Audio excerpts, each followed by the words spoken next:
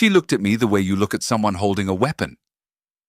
That's what I remember most about the moment. Eleanor's estate attorney slid her laptop across the conference table and showed me a do not resuscitate order with my name on it, my signature on it, dated 2 weeks earlier, filed with 3 different hospitals across the Chicago metro area. Not the document itself, not the forgery. The look on Margaret Ashworth's face when she realized I had no idea it existed. She hugged me, which attorneys don't do, and then she looked at me like I was holding a loaded gun and didn't know it yet. She was right. I was. I just didn't know where Eleanor had hidden the ammunition. My name is Raymond Okafor. I'm 44 years old. I co-founded a fleet management platform out of Detroit that grew from a 2-person operation in a rented office above a tire shop to a company managing logistics for over 300 commercial clients across the Midwest. I built the architecture, every line of the original code, every integration, every system that made trucks show up where they were supposed to, when they were supposed to. My college roommate, Victor Langdon, handled the business side. That was the arrangement for 12 years. I built, he sold. And for 12 of those years, my wife Elena sat between us, watching the numbers, because Elena was a forensic accountant who believed trust was a renewable resource, but verification was oxygen. Elena died 18 months ago. Brain aneurysm. No warning. She was laughing at something one of our boys said at dinner, and then she was on the floor, and then she was gone. Just like that. The speed of it is what destroyed me. There was no illness to prepare for, no decline to adjust to, just a woman who was alive and then wasn't, and 2 9-year-old boys asking me questions I couldn't answer because I couldn't breathe. I handed Victor the operational keys to the company. All of them. I told him I needed time to learn how to be a father without her, and he put his hand on my shoulder and said, "Brother, I've got this. You take care of those boys. The company will be here when you're ready." I believed him the way you believe the ground beneath your feet. You don't think about it. You just stand. The first crack came small. I asked about a missing quarterly bonus, $42,000 that should have hit my account in March. Victor explained the board had voted to defer executive compensation due to a cash flow restructuring. I asked when the meeting was.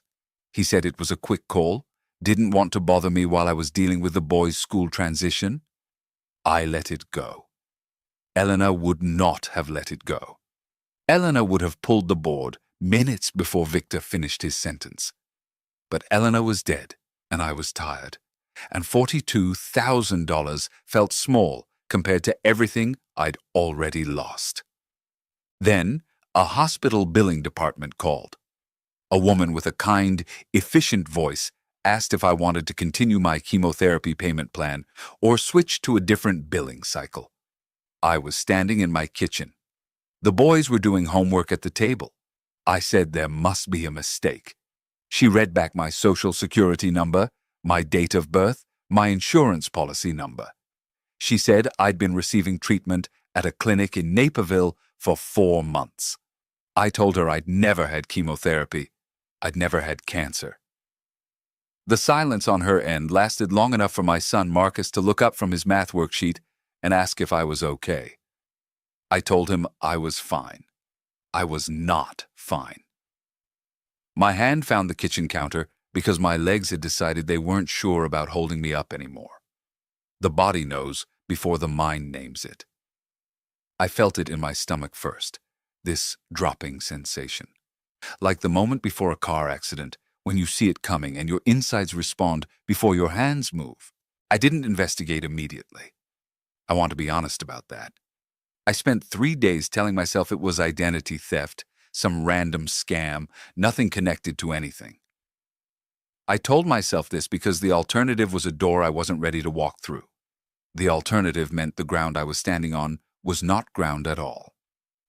But then I checked my health insurance portal, and the emergency contact listed was not my sister, not my mother, not anyone in my family. It was Victor Marcus Langdon. He was listed as my medical proxy. There was paperwork bearing my signature, authorizing him to make medical decisions on my behalf if I became incapacitated. I stared at that signature on my screen for a long time. It was good. It was very good. But I stopped signing my middle initial after my father died. Whoever forged it didn't know that. That was the end of denial. Not because the evidence was overwhelming, but because I recognized the craft behind it. This wasn't a mistake or a misunderstanding. This was architecture. Someone had built something, carefully and over time, and they had built it around me. I called Margaret Ashworth the next morning. She was Elena's estate attorney, the woman who'd handled the will, who'd sat with me while I signed papers I could barely read through the blur of grief. I told her what I'd found: the deferred bonus, the chemotherapy billing, the insurance proxy change. She was quiet for a long time. Then she said, "Raymond, come to my office. There's something Elena left for you." I sat in Margaret's conference room while she explained that Elena had written a letter, sealed it, and instructed Margaret to deliver it exactly 18 months after her death. Not sooner. 18 months. Elena had done the math. She'd calculated how long it would take. And she was right. Almost to the week. The letter was in Elena's handwriting, that particular slant she had, pressing harder on downstrokes. I could smell her hand cream on the envelope, or maybe I imagined it. Or maybe 18 months hadn't been long enough to erase every trace of her from the things she'd touched. I read it in my car, outside the boys' school, parked in the spot where she used to wait for pickup. And here is what my dead wife wrote to me. "I know you think trusting Victor made you foolish, but you are not your father. You will not lose everything to silence. I left you the evidence. Now leave him the consequences." She knew. Elena knew. And she didn't just know, she prepared. Because that was who Elena was. She was the woman who verified oxygen. The letter included login credentials for a cloud server I'd never heard of. Elena had created a shadow archive. Every financial document that crossed our company's servers, every wire transfer, every amended insurance filing, every board communication, she had copied and encrypted and stored in a place Victor didn't know existed. She'd been building it for at least 2 years before she died. 2 years of watching him and saying nothing to me because she wanted proof, not suspicion. She wanted the kind of evidence that doesn't require belief because it speaks for itself.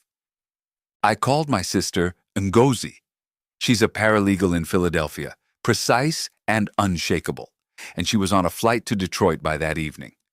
When I showed her the cloud archive, she sat at my kitchen table, scrolling through documents for 40 minutes without speaking. Then she looked at me and said, "Raymond, this isn't embezzlement. This is something else entirely. He's not stealing from the company. He's stealing you from the company." She was right. Over the next 6 days, Ngozi and I mapped it. Victor had increased the company's Keyman insurance policy on me to $12 million. The sole beneficiary was a holding company Victor had formed 7 months earlier, registered in Delaware, buried under 2 layers of LLC filings. He'd filed medical documents with our insurance carrier, claiming I'd been diagnosed with a terminal illness. He'd changed my emergency contact and medical proxy. He'd scheduled a shareholder vote, now 48 hours away, to trigger disability buyout provisions in our operating agreement, provisions that would force the transfer of my equity stake at a fraction of its value once I was declared medically incapacitated. He wasn't stealing money. He was erasing me. Legally, financially, medically, he was building the paperwork to make Raymond Okafor disappear from his own company while Raymond Okafor was still alive and standing. I stood in my bathroom one night during that week of discovery, gripping the sink, and I saw my father. Not literally, but I saw him. I was 15 years old, sitting at our kitchen table in Detroit, watching my father eat dinner in silence after his American business partner had stripped his trucking company in bankruptcy court. One van. My father had started with one van and built something real, and a man he trusted took it apart and sold the pieces. My father never spoke about it. He just went quiet, and the quiet lasted the rest of his life. I was not going to go quiet. The masquerade lasted 9 days. 9 days of sitting across from Victor at meetings, eating lunch with him, nodding while he talked about the company's future, knowing every word was construction material for a cage being built around me. The hardest part was not the anger. The anger was fuel. The hardest part was the physical performance of normalcy. Smiling when your jaw wants to lock. Laughing at a joke told by a man who has filed a do not resuscitate order with your name on it. Eating food that has no taste because your body is running on adrenaline and something colder than adrenaline. Something that doesn't have a name but feels like the opposite of grief. 4 days into the masquerade, Victor mentioned the insurance call, just casually, testing. He said our carrier had been auditing policies and might reach out with routine questions. He smiled when he said it. 4 days later, I'd understand why Victor smiled when I mentioned the insurance call. He was checking if I'd found the tripwire. I told him I hadn't received any calls. He relaxed. His shoulders dropped half an inch. I noticed because I was noticing everything now. On the 6th night, a security guard from our building, a man named Dale, who had known Elena, approached me in the parking garage. He looked both directions before passing me a USB drive. He said only, "She asked me to watch out for you. Check the insurance policies." Then he walked away. Dale had been holding that drive for 18 months, waiting for the moment Elena told him to watch for. She had prepared for everything. She had prepared for her own death as a variable in a longer equation. The USB drive contained copies of the original insurance filings before Victor's amendments, proving the policy had been altered after Elena's death. It also contained something else, a voicemail Victor had left for our lead investor, Marcus Chen. In it, a voice that sounded exactly like mine, slurred words and forgot names. It was a performance. Victor had used audio clips from a podcast interview I gave 6 months after Elena's funeral, when I was exhausted and hoarse from grief, and he'd stitched them together to simulate cognitive decline. He was rehearsing my death for an audience of investors. Ngozi found the hospice nurse next. Her name was Patricia Wynn, a licensed practical nurse from Schaumburg, who had been flying with Victor to investor meetings, carrying a falsified patient file, testifying in person about my declining condition. I had never met this woman. She had been describing my symptoms to people who controlled millions of dollars of my company's future, and she had been doing it convincingly enough that 3 institutional investors had begun preparing for a leadership transition. If you're listening to this and something about your own situation just shifted, if a detail from your life suddenly looks different in this light, stay with me. I need to tell you what happened next, because what happened next is the part that matters. On the 8th day of the masquerade, Ngozi obtained Patricia Wynn's deposition tape. Margaret Ashworth's contacts in insurance investigation made it possible. On that tape, Victor coaches Patricia on what symptoms to describe. His voice is relaxed, confident, instructional. And then he says the thing I will hear for the rest of my life. He says, "Look, Raymond was always the builder. He doesn't understand how money works. Honestly, once his wife died, I knew I had maybe 2 years before he'd figure out what we'd been doing. She was the dangerous one. Thank God she went first. Thank God she went first. He was grateful my wife was dead because she was the obstacle, not me. I was never the threat. Elena was the threat. And when she died, Victor saw a clear road. He said it out loud, on tape, to a woman he was paying to lie about my health. He said it the way you'd describe a lucky break in a business deal. I played that recording once. I have not played it again. Some things you only need to hear once, because they burn into the architecture of your memory and become load-bearing. That recording is why I did what I did, the way I did it. I did not confront Victor. I need you to understand why. Every part of me wanted to walk into his office, put that recording on speaker, and watch his face collapse. Every cell in my body wanted the satisfaction of seeing him realize, in real time, that I knew everything. Ngozi talked me out of it. She said, "You confront him. He gets to manage the moment. You give this to the people whose job it is to act on it, and he loses control of every moment that follows." She was right. Elena would have said the same thing. Elena did say the same thing in her letter, in her own way. Leave him the consequences. The morning of the shareholder vote, 48 hours after I completed the evidence file, I drove to the FBI field office on Roosevelt Road in Chicago. I brought everything. Elena's shadow archive, printed and indexed, the falsified medical documents, the forged DNR orders from 3 hospitals, the insurance fraud evidence showing the $12 million policy amendment, Victor's recorded coaching session with Patricia Wynn, the original insurance filings from Dale's USB drive, the amended proxy and emergency contact forms bearing my forged signature. Margaret Ashworth had prepared a summary brief that ran 31 pages. The agent who received the file was a woman named Supervisory Special Agent Diane Kessler. She read the summary brief while I sat in a gray chair in a gray room, and I watched her face change the way Margaret's had changed, the way Ngozi's had changed, the way everyone's face changes when they see the architecture of what Victor built. She asked me one question. "Mr. Okafor, do you understand what your partner was attempting?" I said yes. She said, "We'll need to move quickly." I said I knew. The shareholder vote was in 2 hours. They arrested Victor at the shareholder meeting, in front of the entire board, in front of the investors he'd been performing my death for, in front of the HR director who had refused to meet with me without Victor present. The charges included insurance fraud, wire fraud, attempted identity theft, and conspiracy to commit financial elder abuse under Illinois statute, because the scheme involved falsified medical incapacity claims. His bail motion was denied. Prosecutors argued the $12 million insurance policy demonstrated flight risk. He was led out of the conference room on the 14th floor of a building where I had once celebrated our first $1 million contract with a bottle of champagne Elena picked out.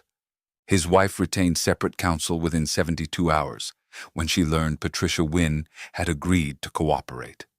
Victor's Delaware holding company was frozen. His access to every company system was revoked. The institutional investors who had been preparing for a leadership transition sent formal letters of support to me and the remaining board members. The HR director called me directly, no intermediary, and cried for 4 minutes before she could speak. Victor tried to control the narrative. From his attorney, from jail, through intermediaries, he pushed a version of events where he was protecting the company from my grief-induced neglect. It lasted about 6 hours. That's how long it took for the recording to reach the people who needed to hear it. She was the dangerous one. Thank God she went first. There is no version of events you can construct around those words. They are their own context. They are their own verdict. The pocket watch. I need to tell you about the pocket watch. Elena gave it to me on our 10th anniversary. Sterling silver, hand engraved on the back. Time reveals everything. I kept it on my desk at the office, next to a photograph of Elena and the boys at Lake Michigan. After Elena died, after I stepped back, Victor removed it from my office. He gave it to Marcus Chen as a company memento, a gesture of institutional continuity. When I learned this during the investigation, something in me went very still. It wasn't the most significant thing Victor took. It wasn't worth the most money. but it was the thing Elena held in her hands and chose for me. And he gave it away like it was corporate swag. The FBI recovered it as evidence. 8 months after the arrest, they released it back to me. I gave it to my sons. I told them their mother gave it to me because she believed time would always tell the truth. And she was right. And I wanted them to carry that belief in their pockets wherever they went. 8 months after the arrest. That's where I am now. Saturday morning. I'm standing in the gym at Marcus and David's school, the same gym where Elena used to sit in the third row of bleachers every weekend, pretending she understood basketball while actually reading financial disclosures on her phone. I coach their team now, the Wildcats. We're not very good yet, but Marcus has a left-handed layup that surprises people, and David sets screens like he's been studying game film, which, knowing David, he probably has. The company continues under new management. I hold a silent equity stake. I don't run the day-to-day anymore. I'm not sure I want to.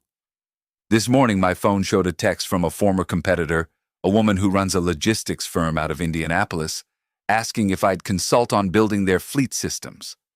I read it while watching David pass the ball to his brother, and I realized I was thinking about next year. Not surviving next year. Not enduring it. Planning for it. That hadn't happened since Elena died. I took a photo of the boys mid-layup, both of them in the air at the same time, which is something twins do that will never stop amazing me. I sent it to Ngozi with the caption, "We're going to be okay." She sent back, "Elena knew." There are things I want you to understand, especially if any part of this story rang a bell you didn't expect. What Victor did has a name. Several names, actually. Medical identity fraud, insurance fraud with falsified incapacity claims, financial abuse of power through forged proxy documents. These are not rare. According to the Coalition Against Insurance Fraud, fraudulent life and disability claims cost the industry over $80 billion annually in the United States, and a significant percentage involve manipulation of medical records by people known to the victim. The Association of Certified Fraud Examiners reports that the median duration of a fraud scheme before detection is 18 months, and the most common perpetrator is someone in a position of trust within the organization. 18 months. Elena calculated it exactly. Here is what I want to say to anyone listening who has discovered that someone is filing paperwork about their health, their finances, their legal status without their knowledge or consent. If someone is filing documents about your capacity without your participation, they are not planning for your future. They are planning around it. Check who has medical proxy authority over you. Check who your insurance beneficiaries are. Check who has the power to speak for you when you can't speak for yourself. Do it today. Do it right now if you can. Because the architecture of erasure is built quietly, and the people who build it count on your trust to keep you from looking. Elena looked. Elena always looked. And when she couldn't look anymore, she made sure I'd have what I needed to see. I want to hear from you. Tell me where you're listening from right now. Tell me if you've ever discovered that someone was making decisions about your life without asking you first. And tell me this, because I genuinely want to know. If you found yourself holding the kind of evidence I held, the recordings, the documents, the proof of every lie, would you have confronted him face to face? Or would you have done what I did and let the consequences find him in a room full of everyone he'd fooled? Drop your answer below. Share this with someone who needs to hear it. And subscribe, because there are more stories like this one. And the next one might be the one that makes you check the documents you've been trusting someone else to handle. The gym is loud right now. Sneakers on hardwood, boys shouting for the ball, the buzzer between quarters. These are real sounds in a real place, and nobody in this room is performing anything for anyone. Marcus just hit that left-handed layup, and David is grinning at him from the free throw line. And I'm standing here with a whistle around my neck and a pocket watch in my jacket that says, "Time reveals everything."